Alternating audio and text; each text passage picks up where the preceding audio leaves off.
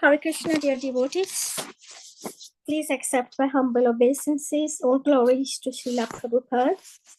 Today's reciters are Harsha Mataji in Sanskrit and Amrita Mataji for English. Reciting from Canto 3, Chapter 29, verses 16 to 30. When you're ready, Harsha Mataji, please start with invocation 3 times. Hare Krishna, thank you. Hare Krishna. Om Namo Bhagavate Vasudevaya. Om Namo Bhagavate Vasudevaya. Om Namo Bhagavate Vasudevaya. Hare Krishna. Text 16. Matishnya darshana sparsha puja stuti abhivandana Bhuteshu matpavenaye satvena sangamena cha.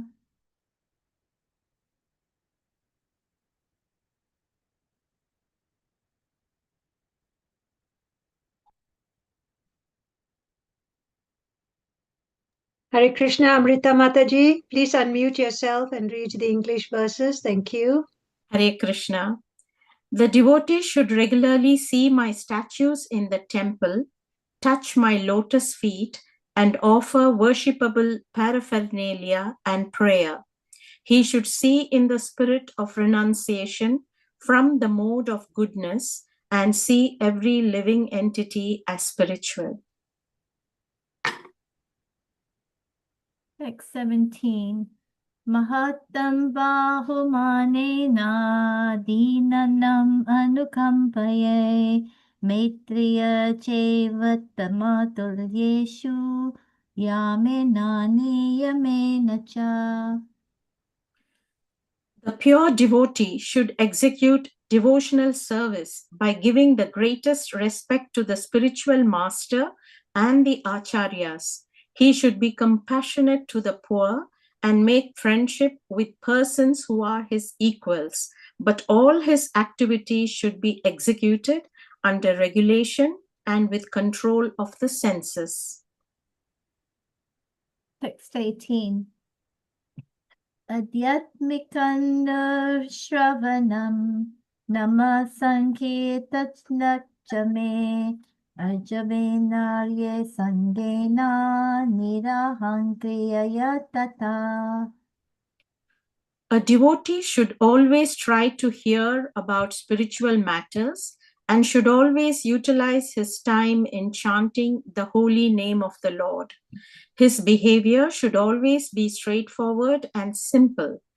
And although he is not envious but friendly to everyone, he should avoid the company of persons who are not spiritually advanced. Text 19.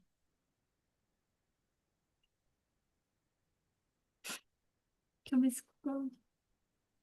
Mattamanogunareteha parisham suddha asharyaha purushashyanja sabhyeti shuddha matre gunam himam.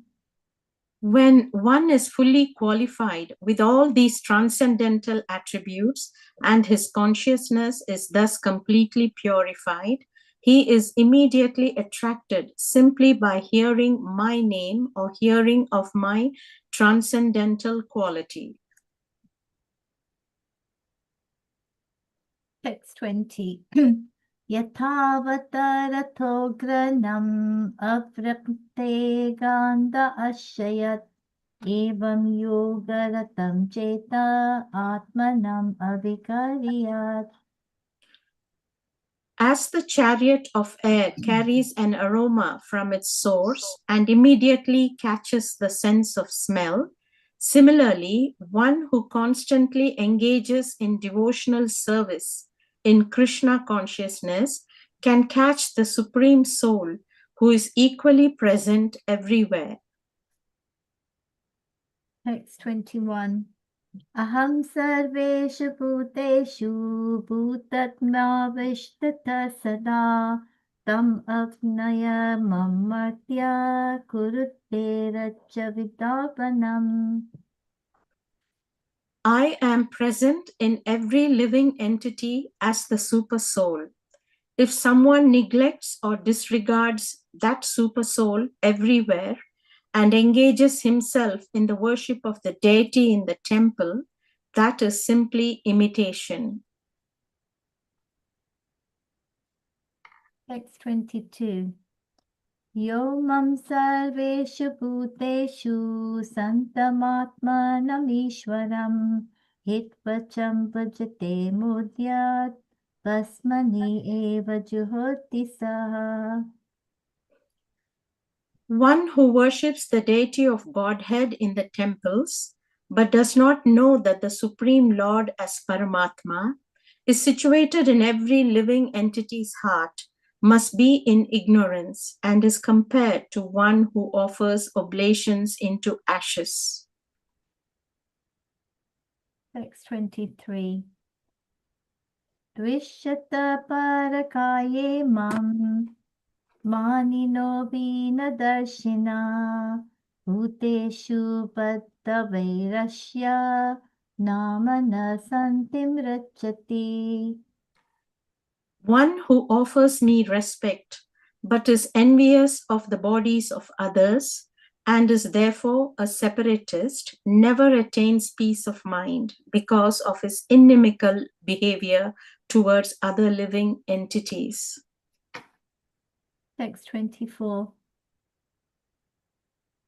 Aham uchavacha dravya kriya yotpanaye nagaha nevatushya chatrachyam bhutagrammavanmanina.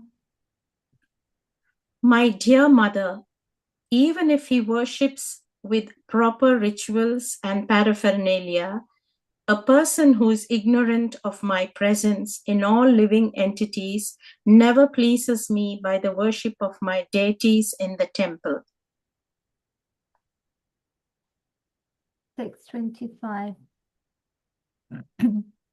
Achata varachayatavad ishvaram mam svakarmakrat yavanna veda swaride sarvabhuteshva avishtitam.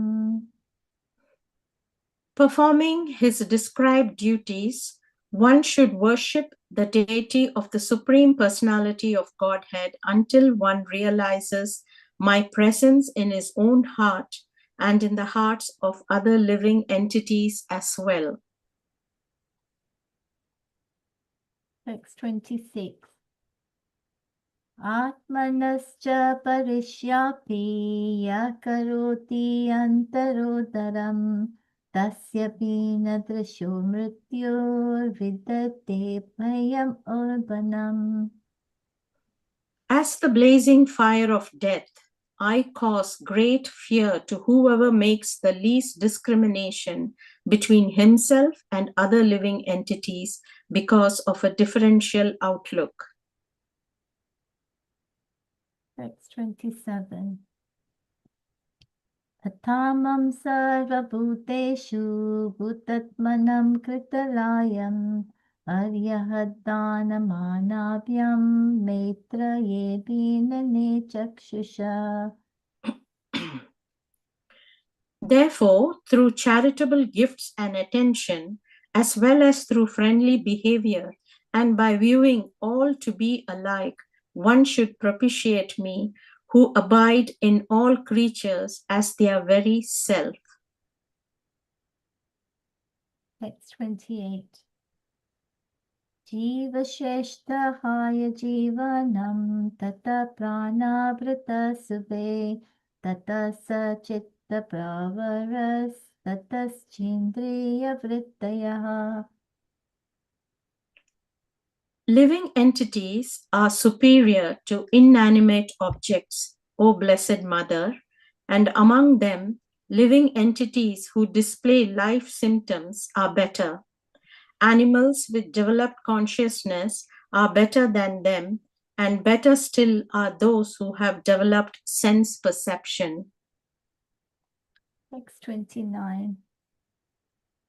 Tatrapi spashvedibhya pravararasavedinaha Debhyo gandhavidasheshtas tatha sapta vidovaraha.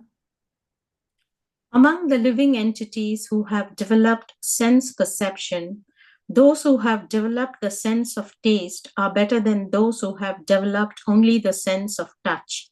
Better than them are those who have developed the sense of smell, and better still are those who have developed the sense of hearing. Text 30. Rupa Veda Vidastatra Tatasyobhyato Dataha Desham Bahu Padasheshtas Chatuspadas Tato Dvipad. Hare Krishna. Better than those living entities who can perceive sound are those who can distinguish between one form and another. Better than them are those who have developed upper and lower sets of teeth, and better still are those who have many legs.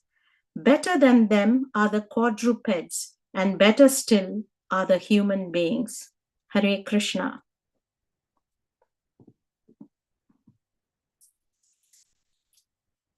Hare Krishna.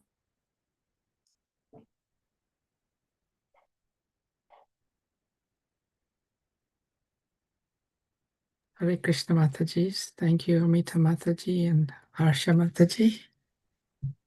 Very nice recitation. Thank you. Hare Krishna.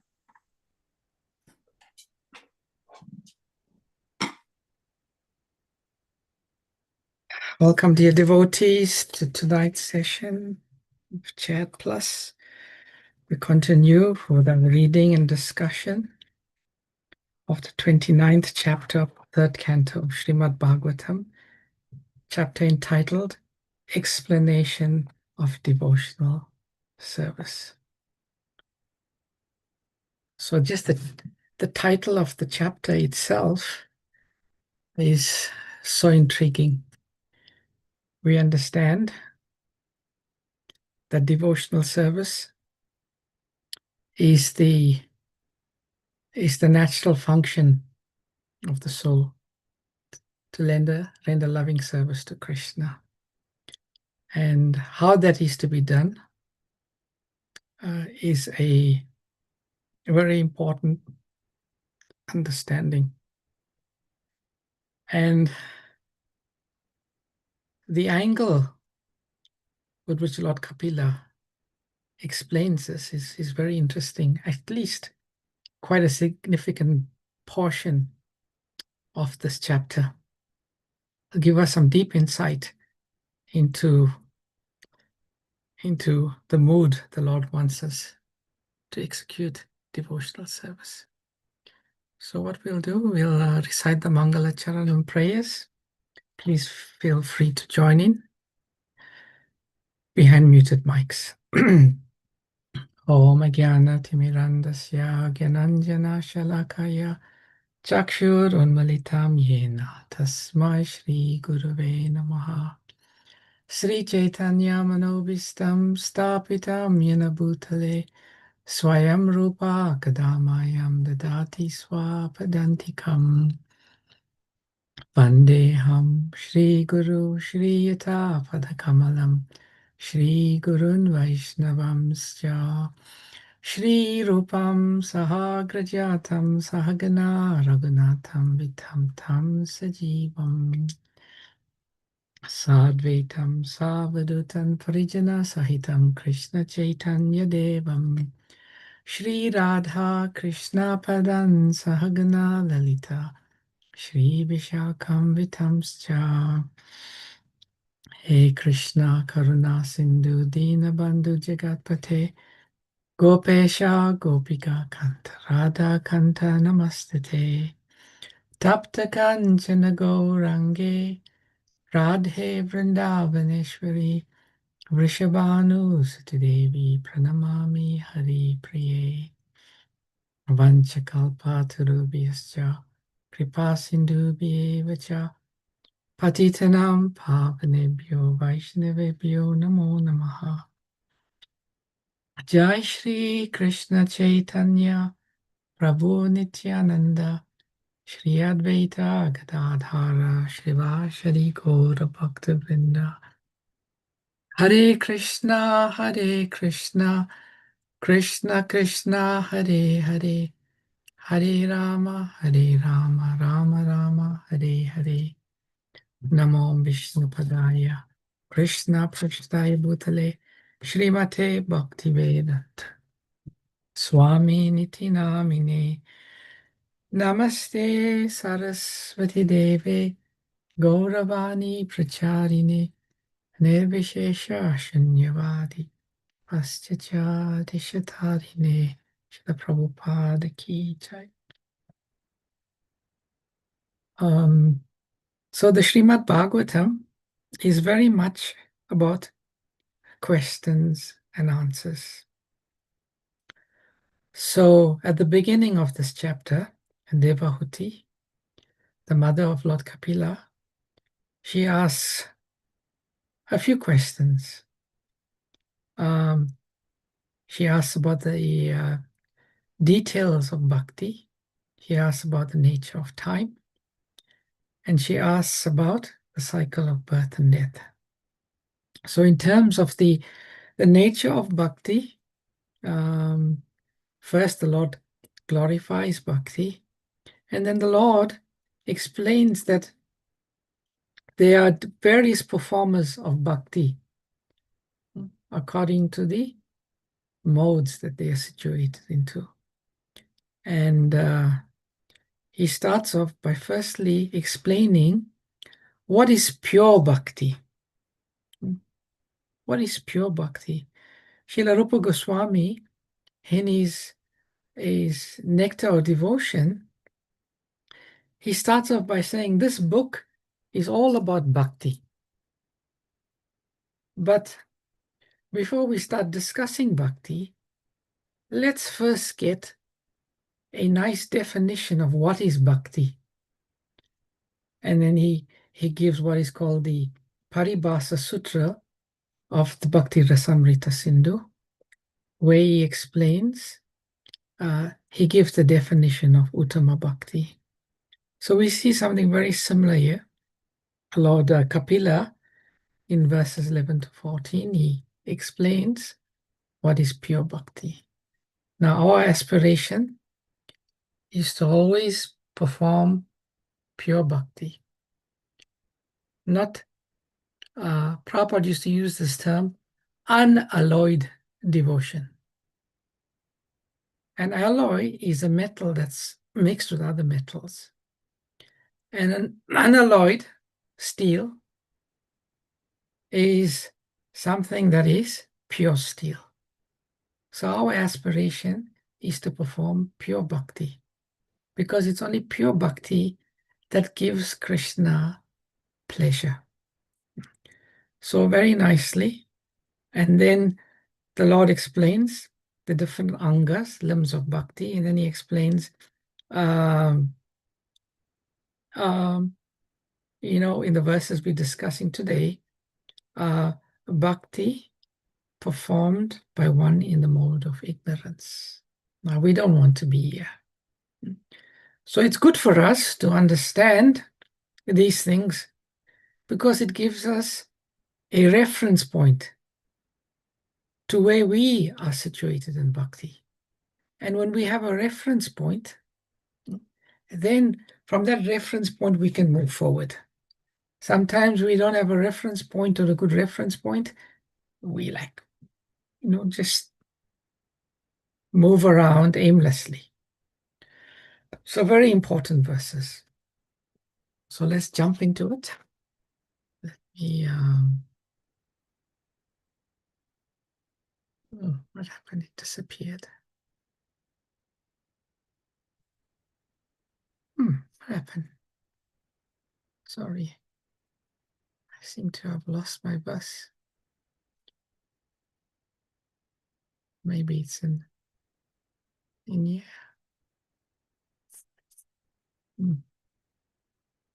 Sorry, dear devotees, I had everything ready, but it's disappeared.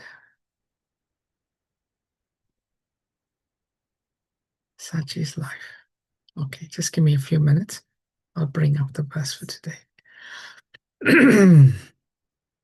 Hare Krishna, Krishna Krishna, Hare Hare, Hare Rama, Rama Rama, Hare Hare.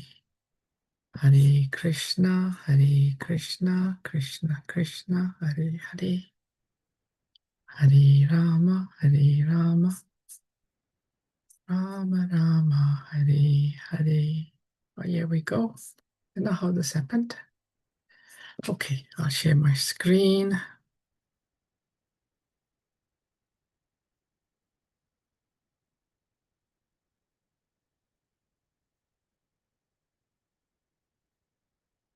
My laptop is so slow today.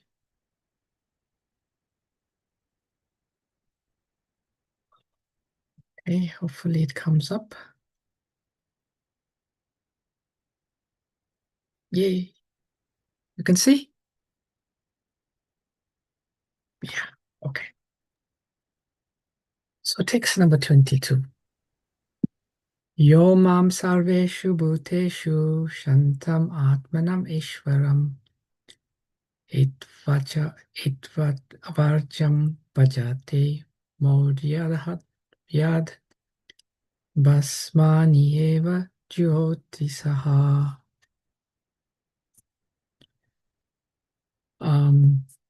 Word for word meaning.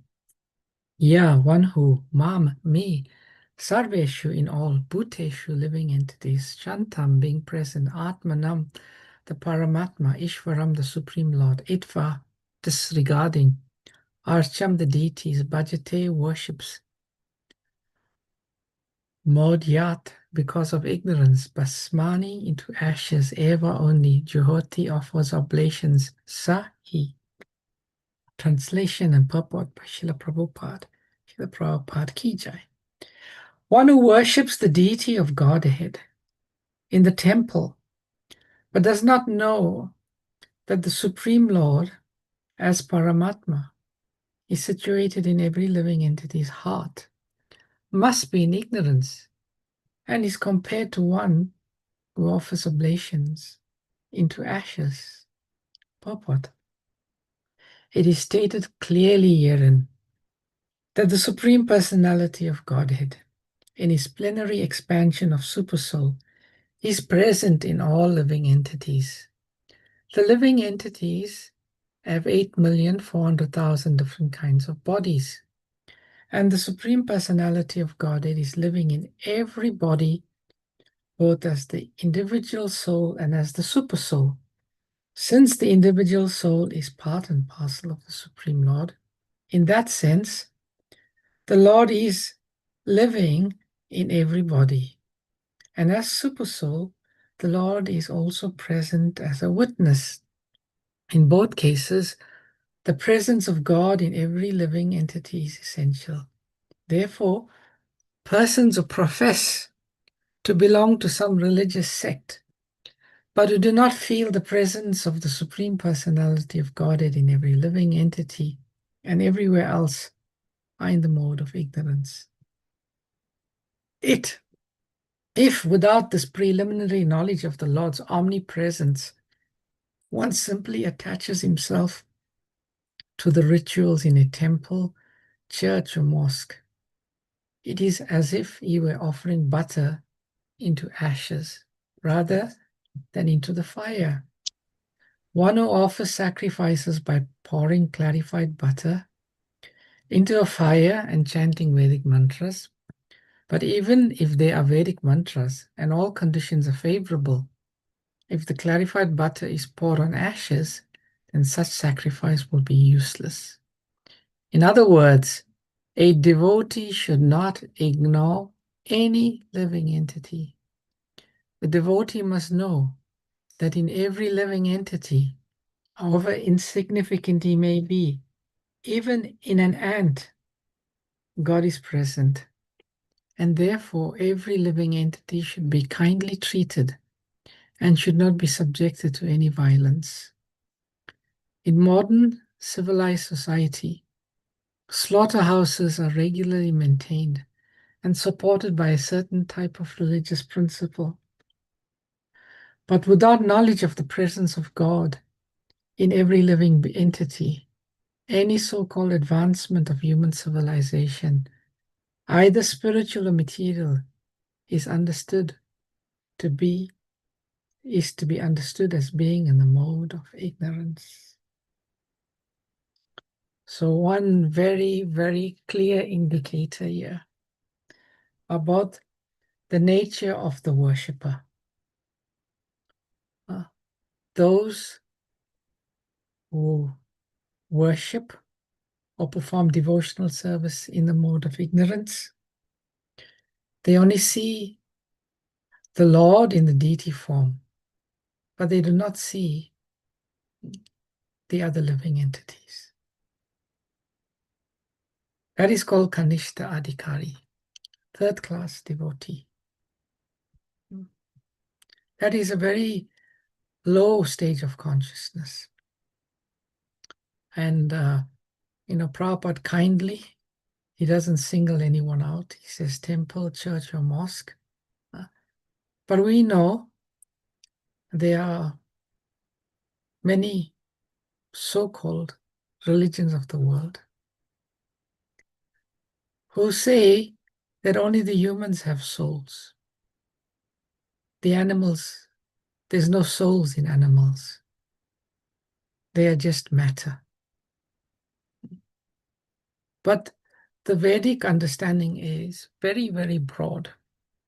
In the Bhagavad Gita, Krishna says, Vidya Vinaya Sampanne Brahma Gavi Astina Shuni Cheva Swapakecha. What's the last line now? How can I forget? The devotees help me. What's the last line? Suni Cheva Pandita Samadarshina. Yes, Pandita Samadarshina.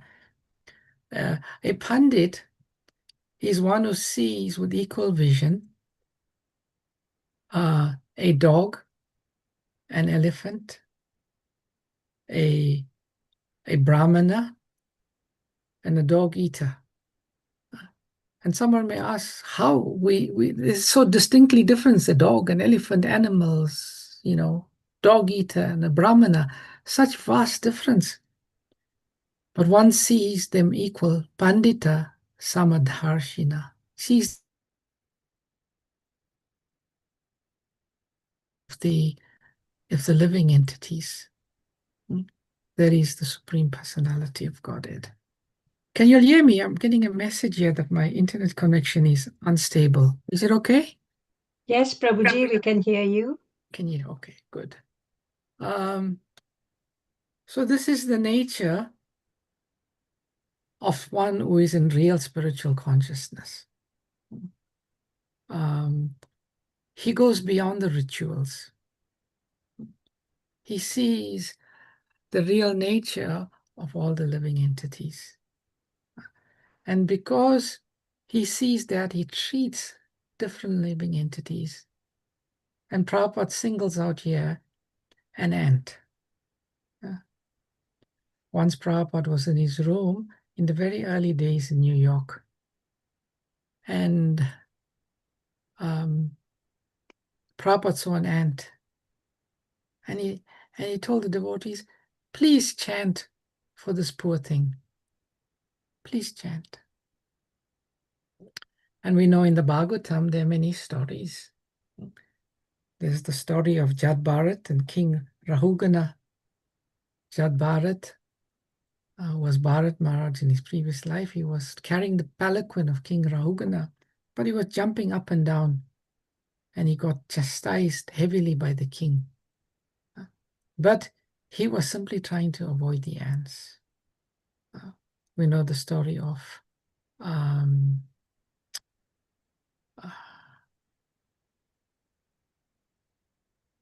gosh, my memory is getting so bad these days. Mrigrari the hunter. It's like slow, takes time to fire up. Migrari the hunter. When he became, before he was in spiritual consciousness, he was half killing the animals. But by chanting Hare Krishna, he became advanced and he couldn't even tramp one ant. He was trying to avoid them. So this is something very, if we want to, make a comparative study of different religions, that religion or that spiritual culture that teaches that all living entities are sacred. Within the body of all living entities, there is the soul and there's the super soul. Also, the Lord is residing there. And that body is like a temple. So one pays due respect to all living entities. There is in Vrindavan, there is a beautiful culture in Vrindavan. See if I can find it. Hare Krishna, Hare Krishna, Krishna Krishna. So I will share with you. Let me stop this share. To share with you something really beautiful that captured my heart. Let me see if I can find it. Just bear with me. Hare Krishna.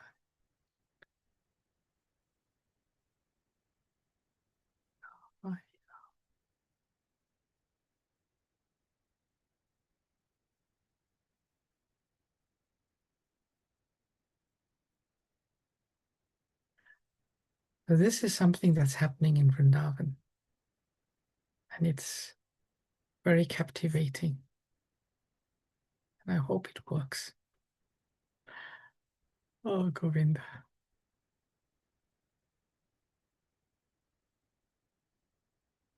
Hope you can see it.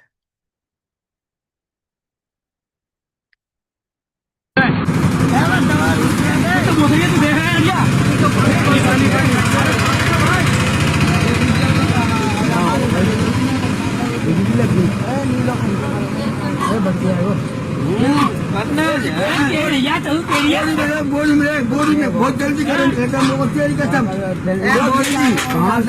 अरे बोल मंत्र नीचे डाल बोल नीचे नहीं गरम current खत्म है जाओ आपको नो डाल अरे क्या बात कर रहे हो हाल की बोल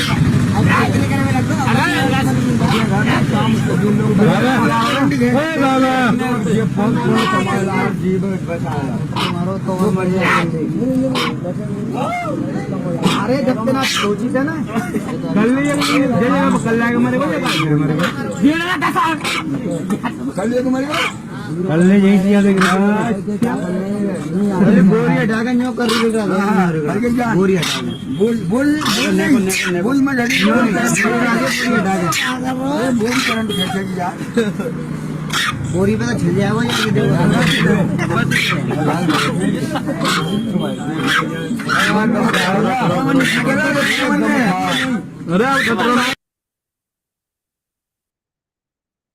I thought that is so beautiful. Monkeys, they're so mischievous in Vrindavan. They steal our glasses, they steal our fruits, they steal our vegetable. They really make a nuisance of themselves. But this monkey got electrocuted. And near the Vrajavasis, you can see these two young men. They're massaging the monkey. And then this old Baba comes with a little sack. And he first covers the monkey. And then he puts the sack so the monkey will be a little comfortable. And then they cover. And you see within the heart of these Vrajavasis, those who are Krishna's devotees, they see all living entities. They see all living entities as parts of Krishna. Once when I went to Vrindavan, we went on parikrama.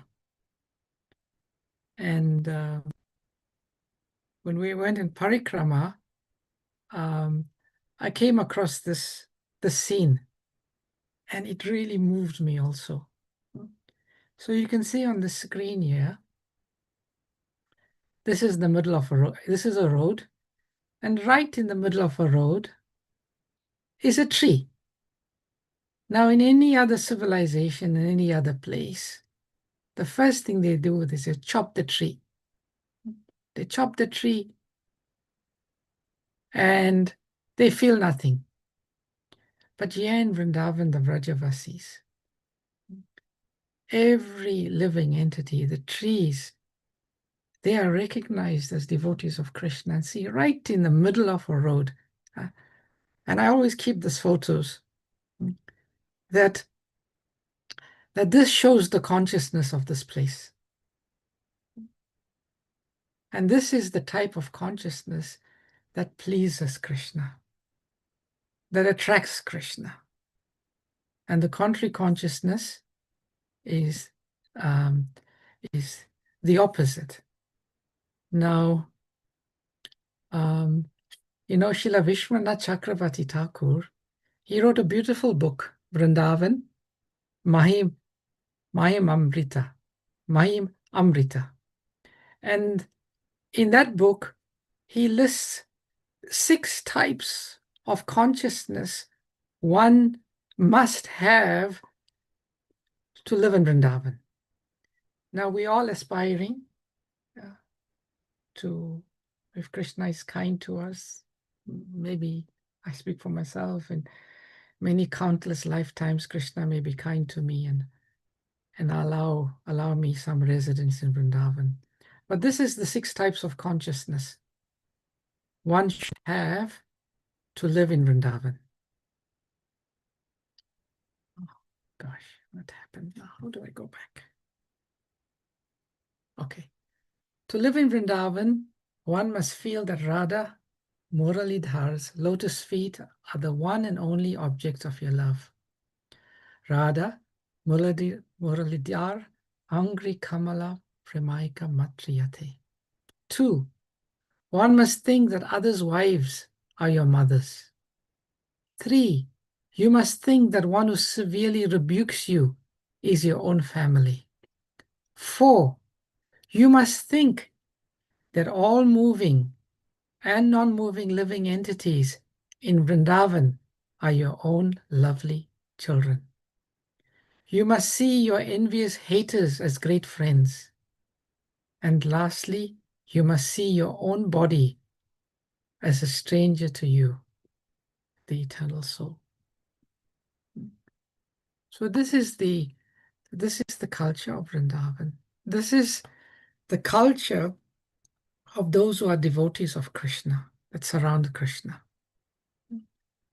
They always have this deep love, this deep appreciation for all of Krishna's creation, moving and non-moving. So let's move on. How do I share now? Go back to sharing. Oh, it disappeared. The verses now. Hare Krishna, Hare Krishna. Okay, here we go. Share this. So this is verse number 23. Dvisata parama parakaye mam manino binadarshinaha bhuteshu badav vairasya namana shantim richati. One who offers me respect, but is envious of the bodies of others, and is therefore a separatist, never attains peace of mind. Because of his inimical behavior, towards other living entities. Purport. In this verse, two phrases, Bhuteshu Bhada Vairasya, inimical towards others, and Dvishata Parakaye, envious of another's body, are significant. One who is envious of or inimical towards others never experiences any happiness. A devotee's vision, therefore, must be perfect. He should ignore bodily distinctions and should see only the presence of the part and parcel of the Supreme Lord, and the Lord himself in his plenary expansion as Supersoul. That is the vision of a pure devotee. The bodily expression of a particular type of living entity is always ignored by the devotee. It is expressed herein that the Lord is always eager to deliver the conditioned souls who have been encaged within material bodies. Devotees are expected to carry the message or desire of the Lord to such conditioned souls and enlighten them with Krishna consciousness. Thus, they may be elevated to transcendental spiritual life, and the mission of their lives will be successful. Of course, this is not possible for living entities who are lower than human beings.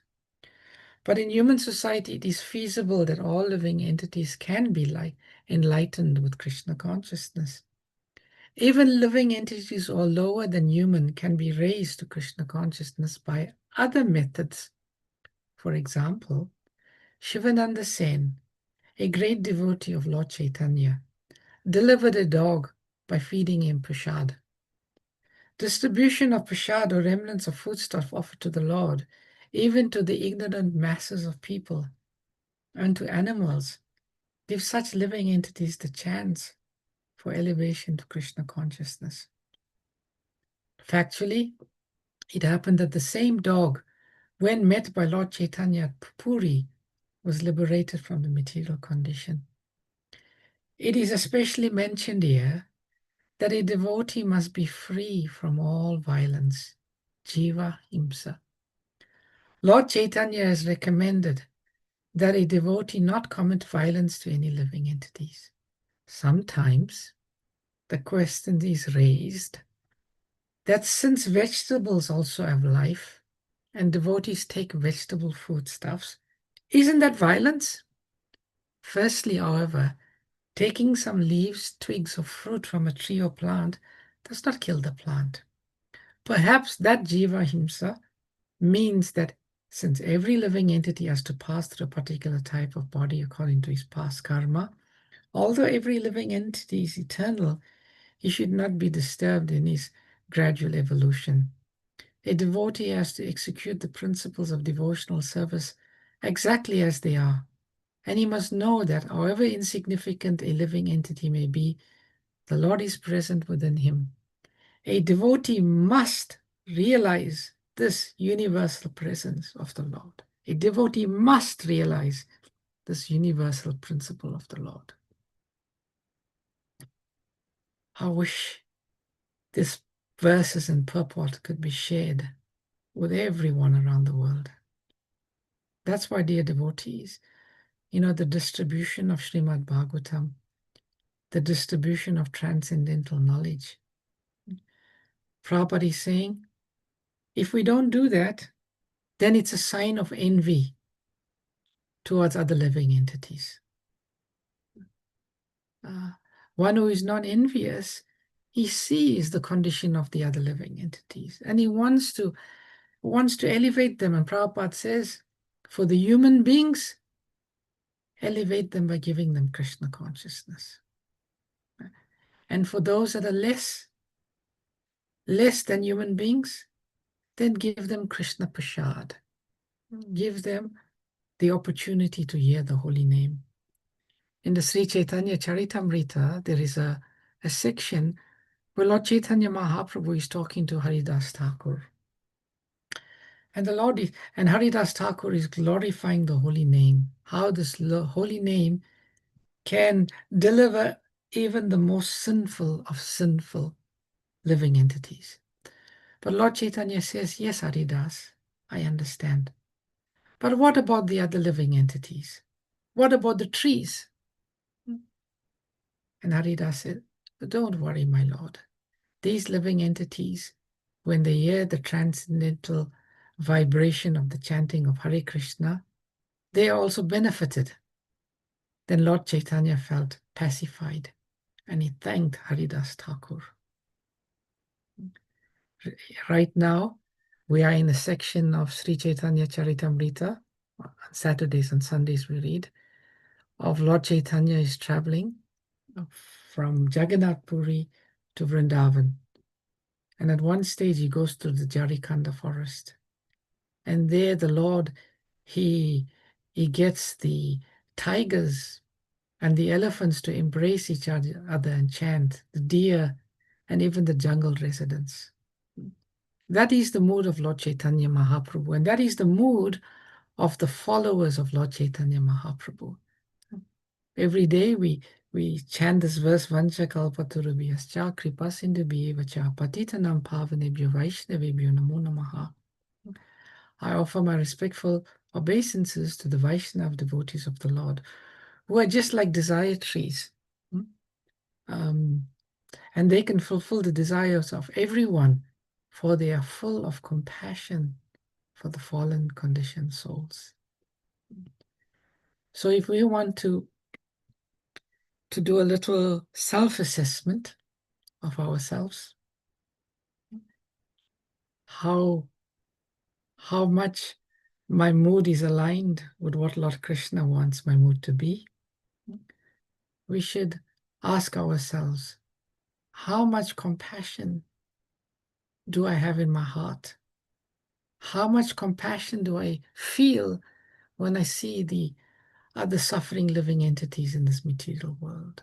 The moving, the non-moving, the humans, the non-humans. And how much do I meditate? How much do I think? What can I do? What can I do to help them? Prabhupada says, the Lord is always eager to deliver the conditioned souls. And the devotees are always eager to fulfill the desires of the Lord. So they are always thinking how to do to help. And this is Krishna consciousness. And Prabhupada gave us a really nice opportunity in the form of the International Society for Krishna Consciousness to engage ourselves in distribution of Krishna Prashadam and transcendental knowledge in the form of distribution of his books, and also in the form of distribution of the holy name of Krishna in the form of Harinam Sankirtan. And we should, as far as our bodies allow us, we should try to engage in these activities. And even if we feel our hearts stone-hearted, we don't have that compassion, when we start to engage in these activities, when we start to extend ourselves, when we put ourselves where people can spit at us, when people can shout at us, when people can insult us, when we approach them, it makes us humble. And it helps us to develop the sense of compassion in our heart. And finally, text number 24. Aham Uchava Chair Driver Hey Kripa Yotpana Yanage Naivatusye Archito Archanam Yam Bhuta Grama Vaman Ninaha. My dear mother, even if he worships with proper rituals and paraphernalia, a person who is ignorant of my presence in all living entities never pleases me by the worship of my deities in the temple. Purport. There are 64 different prescriptions for worship of the deity in the temple. There are many items offered to the deity. Some are valuable and some less valuable. It is prescribed in the Bhagavad Gita, if a devotee offers me a small leaf, a flower, a leaf, some water, or a little fruit, I will accept it. The real purpose is to exhibit one's loving devotion to the Lord. The offering themselves are secondary. If one has not developed loving devotion to the Lord and simply offers many kinds of foodstuffs, fruits and flowers without real devotion, the offering will not be accepted by the Lord. We cannot bribe the personality of God. He is so great that our bribery has no value, nor has he any scarcity. Since he is full in himself, what can we offer him? Everything is produced by him. We simply offer to show our love and gratitude to the Lord. This gratitude and love for God is exhibited by a pure devotee who knows that the Lord lives in every living entity. As such, temple worship necessarily includes distribution of prashad. It is not that one should create a temple in his private apartment or private room, offer something to the Lord and then eat. Of course, that is better than simply cooking for foodstuffs and eating without understanding one's relationship with the Supreme Lord. People who act in this manner are just like animals. I was hearing a pastime recently. One of Srila Prabhupada's disciples, they got married, and they were very eager to get some personal instruction from Srila Prabhupada on married life. So they went on the morning walk, and they asked Srila Prabhupada, do you have any specific instruction for us now that we're married as householders? And Prabhupada said, yes. Every day, before you eat, you open your front door, you go out in the street, and you say, is there anyone who is hungry, who hasn't eaten today? Please come and we'll feed you. So the devotees are like, that's it? So they were not convinced that this was like the instruction that they needed. So next day, they asked the same question, Prabhupada, as householders, do you have any specific instruction for us? And Prabhupada said, yes. Before you take your meal, go out in the street and declare, is there anyone hungry? Please come and join us and we'll feed you. Now, there's some deep instruction there, and particularly for us. The instruction is the tendency of householders is to be selfish, to think only about themselves and their immediate family. And that is not good for cultivation of Krishna consciousness. We should see everyone as family and extend ourselves. A devotee should worship the Supreme Lord, be friendly to persons who are on the same level, and be compassionate to the ignorant. One should exhibit his compassion for ignorant living entities by distributing prashad. Distribution of prashad to the ignorant masses of people is essential for persons who make offerings to the personality of Godhead. Real love and devotion is accepted by the Lord. Many valuable foodstuffs may be presented to a person, but if a person is not hungry, all such offerings are useless for him. Similarly, we may offer many valuable items to the deity, but if we have no real sense of devotion and no real sense of the Lord's presence everywhere, then we are lacking in devotional service. In such a state of ignorance, we cannot offer anything acceptable to the Lord. So amazing, so powerful. Sorry, dear devotees, I went a bit over today. This is such an important topic for us. Okay, I shall stop here. I'll take any questions or reflections or corrections that one may have. Hare Krishna.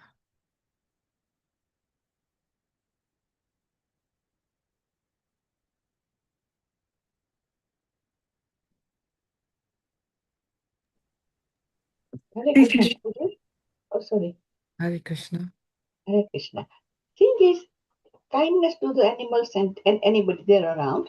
But what about the mosquitoes who carry the malaria parasites, dengue parasites, and people try to kill them when they're around, or in particular season, they spray the insecticides and trying to be aware that these insects, they have to be killed, or that the population must be decreased. Everybody does that, isn't it? Mm-hmm. Even in Vrindavan, they may be doing it. Mm-hmm. That goes against this principle of that seeing everybody as equal and not to harm anybody. Or my understanding may be a little bit wrong, Prabhuji. Not really, Mataji. You know, we have to live in a practical way. You know, sometimes we have to, like the house gets infested with cockroaches. It's not a clean place to, or rats. It's not a clean place for serving the Lord, cooking for the Lord, serving devotees, because the rats, they carry many, many diseases.